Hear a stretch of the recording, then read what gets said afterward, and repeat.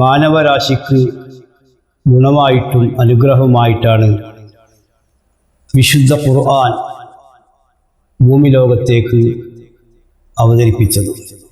അള്ളാഹു അവൻ്റെ വചനമായ ഖുർആനിനെ സർവചരാചരങ്ങൾക്കും അനുഗ്രഹമായിട്ടും നേർവഴിയായിട്ടുമാണ് പ്രവാചകൻ മുഹമ്മദ് മുസ്തഫ സല്ലല്ലാഹു അലൈഹി വസല്ലമ തങ്ങളിലൂടെ ലോകത്തിന് അള്ളാഹു സമർപ്പിച്ചത്.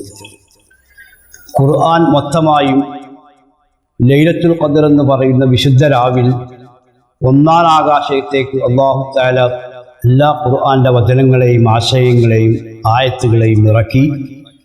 അവിടുന്ന് 23 കൊല്ലം കൊണ്ട് സയ്യിദുനാ റസൂലുള്ളാഹി സ്വല്ലല്ലാഹു അലൈഹി വസല്ലമ തങ്ങൾക്ക് അവസരോചിതവും സന്ദർഭികവുമായി ഇറക്കിക്കൊടുത്ത് പരിപൂർത്തി വരുത്തിയ ഗ്രന്ഥമാണ് ഖുർആൻ.